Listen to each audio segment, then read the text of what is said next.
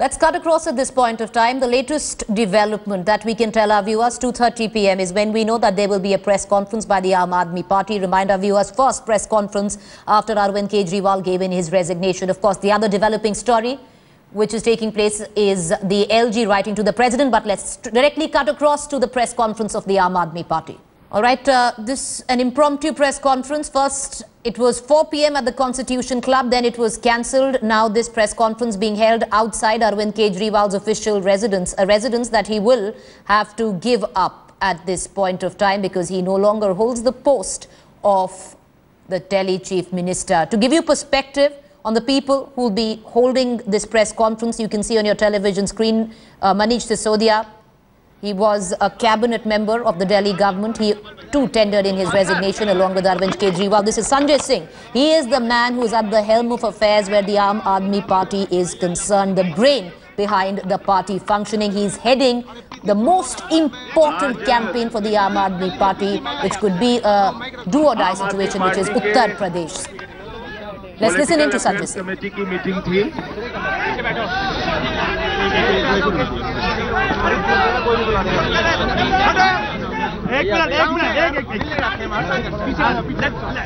हम थोड़ी देर में शुरू कर देंगे, लेकिन पहले लेट देम क्लिक। अच्छा, अभी करना चाहिए। एक मिनट ठीक है, ठीक है। आज आम आदमी पार्टी के पॉलिटिकल अफेयर्स कमेटी की मीटिंग पार्टी के राष्ट्रीय संयोजक श्री अरविंद केजरीवाल जी के साथ हुई। पार्टी ने हमेशा ये माना है कि भ्रष्टाचार के खिलाफ लड़ाई लड़ना हमारा संकल्प है, हमारी प्राथमिकता है और 2.5 साल के राजनीतिक और सड़क के आंदोलन में इस देश की करोड़ों जनता के लिए अगर कोई उम्मीद बनी है तो वो आम आदमी पार्टी से बनी है। एकमात्र पार्टी इस देश के अंदर लोगों का ये मानना है जो भ्रष्टाचार के खिलाफ लड़ रही है। दिल्ली के चुनाव में जन लोकपाल कानून हमारा प्रमुख मुद्दा था। जब ये सरकार बनी थी, जनता से हम लोगों ने राय मांगी थी, उसमें भी जन लोकपाल कानून पर जनता ने हमको अनुमति दी थी, आदेश दिया था कि आप जाइए और सरकार बनाइए। लेकिन भ्रष्टाचार के खिलाफ कानून न बनने पाए और भ्रष्टाचार के समर्थन में जिस प्रकार से कल अंबानी और उनके 40 भाइयों ने विधानसभा के अंदर कांग्रेस और बीजेपी ने एकता दिखाई और लोकपाल कानून नहीं बनने दिया, इन दोनों पार्टियों ने दिल्ली और देश की जनता के पीठ में छुरा मारने का काम किया है। इन दोनों पार्टियों ने ये बताने का काम किया है कि कोयला घोटाला में दोनों पार्टियां एक हैं, आरटीआई के मसले में दोनों पार्टियां एक हैं, लोकपाल केंद्र में कमजोर बने इस मामले में दोनों पार्टियां एक हैं, दागी सांसदों के मामले में दोनों पार्टियां एक हैं और अब ये पूरे देश के सामने विधानसभा की कार्रवाई से यह साबित हो गया, जब वो विधानसभा की लोकपाल की चर्चा में दोनों पार्टियां खड़े होकर कहते हैं हम 40 हैं, हम 40 हैं, हम 40 हैं, यानी मतलब साफ है 32 बीजेपी 8 कांग्रेस, दोनों भाई साथ हैं।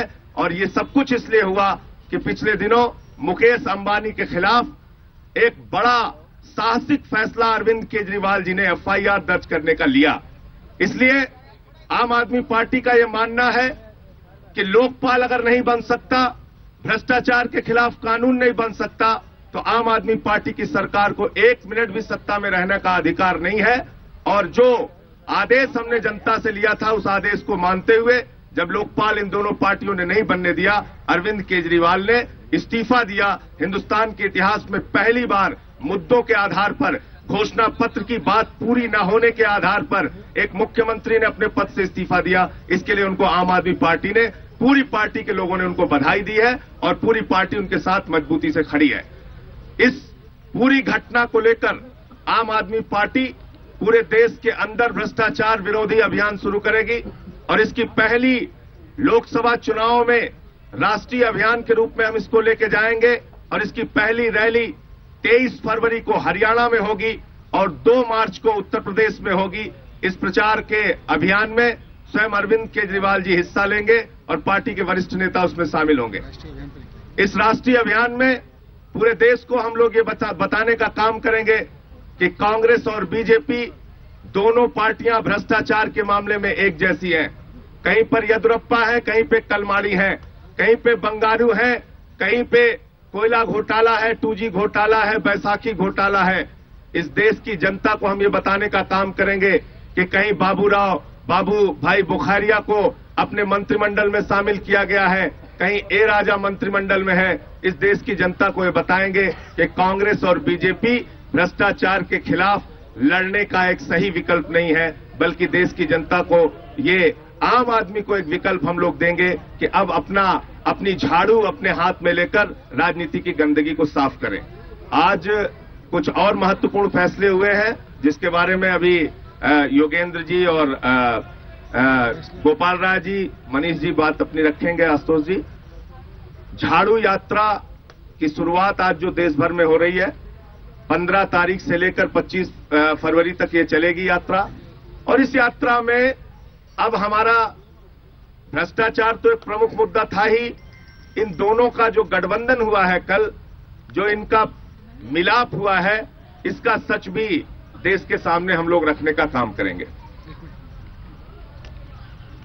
कल और परसों दिल्ली की विधानसभा में जो गठबंधन सामने आया और जिसको कांग्रेस और बीजेपी के विधायकों ने बार बार स्पीकर के सामने जाके दोहराया कि हम 40 लोग हैं, हम बहुमत में हैं। हमें लगता है अब इस गठबंधन को सरकार बना लेनी चाहिए।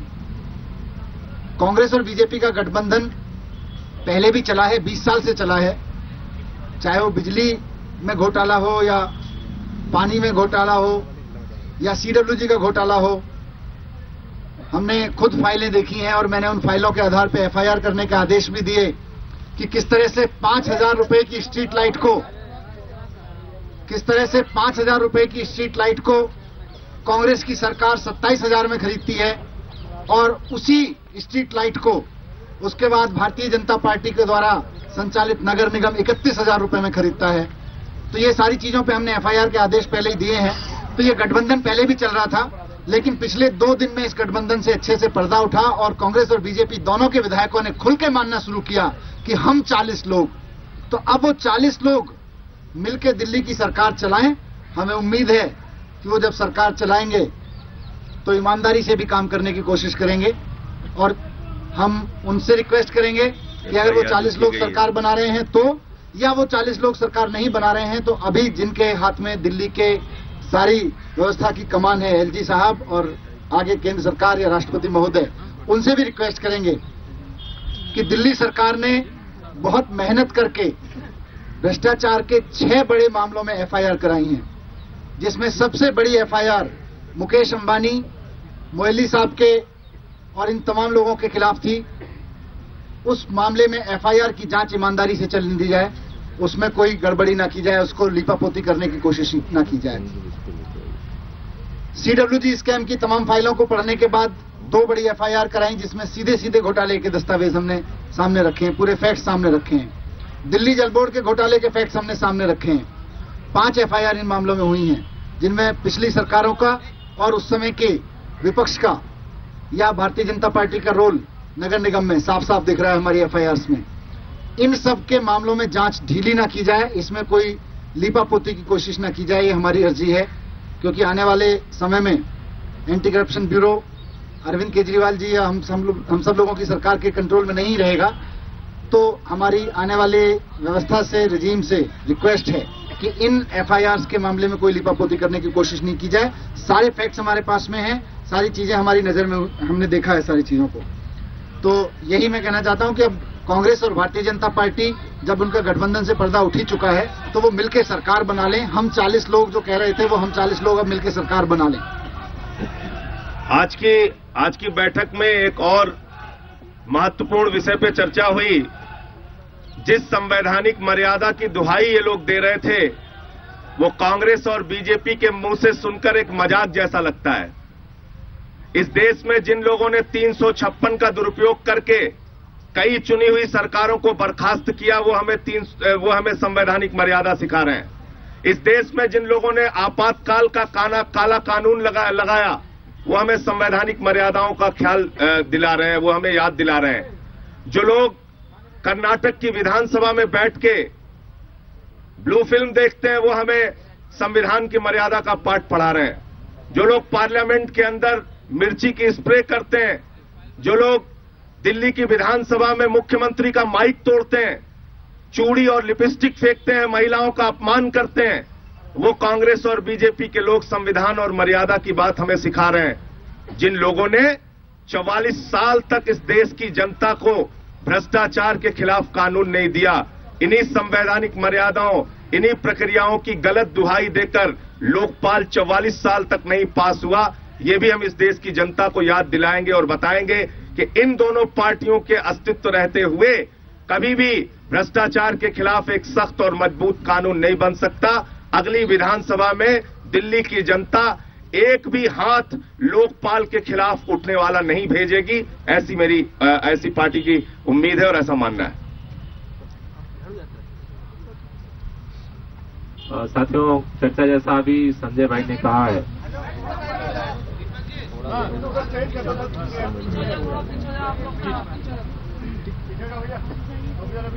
लोकसभा चुनाव की तैयारी के लिए आम आदमी पार्टी की राष्ट्रीय कार्यकारिणी ने जैसा पहले फैसला किया था, पहले चरण में हम लोगों ने देश भर में 1 करोड़ लोगों को मैं भी आम आदमी अभियान के तहत जोड़ने का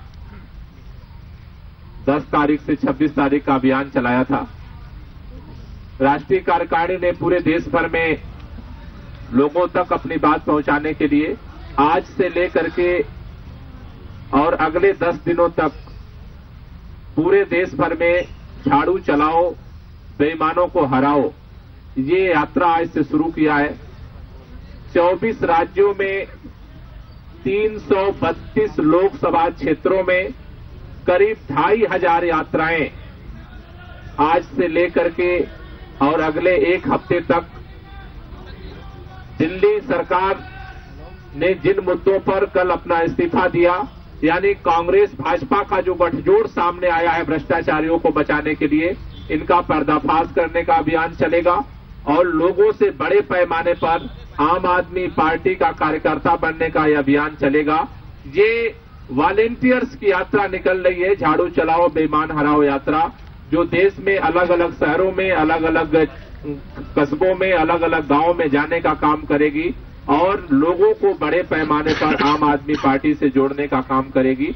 आज से करीब 25 बड़े शहरों में जगह जगह यात्रा आज अभी निकल रही है और ये यात्रा अगले 1 हफ्ते के अंदर उत्तर प्रदेश में, हरियाणा में, महाराष्ट्र में, गुजरात में, मध्य प्रदेश में, कर्नाटका में, इन जगहों पर सघन तौर पर लगभग सभी विधानसभा क्षेत्रों में यात्रा जा रही है और ये यात्रा पूरी जो पहले चरण का है हरियाणा के अंदर, इस यात्रा के समापन पर 23 तारीख को जैसा अभी चर्चा हुई, 23 तारीख को इस यात्रा के समापन पर अरविंद केजरीवाल हरियाणा में रोहतक में इस रैली को का संबोधन करेंगे और लोकसभा चुनाव के अगले चरण की पूरी रणनीति को आपके सामने खुलासा करेंगे।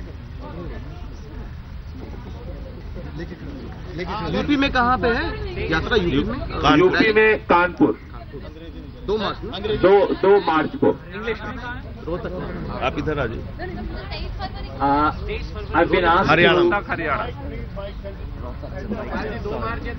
अंग्रेजी में बोल रहे हैं। हाँ, आप इधर आ आप बैठे सर,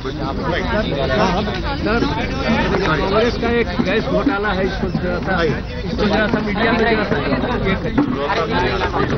2 मार्च। अरे पढ़िए, 23 फरवरी 2 मार्च। अरे 2 मिनट में लंबा नहीं करेंगे यार, बैठ जाओ। I've been asked to reiterate what was said in Hindi by all my colleagues. Aam Aadmi Party's Political Affairs Committee met today and has congratulated the Delhi government under Arvind Kejriwal's leadership, which decided to resign yesterday because it set a precedent. It set a precedent of a government which is willing to give up power in this country where power means everything. Here is an example of a government which gave up power on the basis of a principle. Aam Aadmi Party was formed, contested elections, and formed government on the basis of several principles, and one of those key things was, in fact the foremost thing was Jan Lokpal.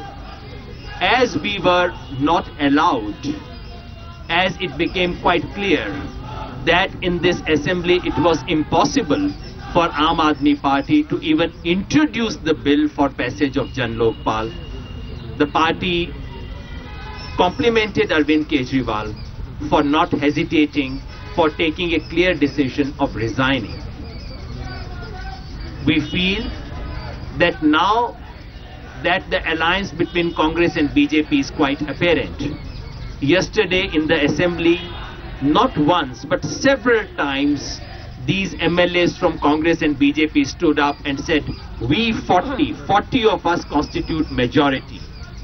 Now that it is clear that there are 40, 32 from BJP, 8 from Congress, who constitute majority, the people of Delhi would like them to now take up the responsibility to form the government. That indeed would bring it out in the public, in the open. Yesterday everyone saw Congress and BJP together, and therefore it is only natural and logical culmination that they should now come up and form the government. Delhi government had instituted some very key and critical cases of corruption, the leading one being on the Reliance gas scam against Shri Mukesh Ambani, Shri Moily and several others. Several cases which were to do with Sheila Dikshit-led Congress government. We would urge those who are now responsible for the government, the Lieutenant Governor and the President and the Home Ministry and everyone, we would urge them to ensure that all these cases are pursued to their logical culmination, that no dilution is allowed in these anti-corruption cases, which are important not merely for Delhi but for the nation. My colleagues also announced that Aam Aadmi Party would now wish to take its anti-corruption campaign all over the country. The party would begin its national campaign with a rally in Haryana scheduled for 23rd of this month, which is to say the coming Sunday. The rally is scheduled, and this is where Arvind Kejriwal would launch the national campaign. Second rally is scheduled for 2nd of March in Uttar Pradesh. Both these rallies would launch Aam Aadmi Party's national campaign.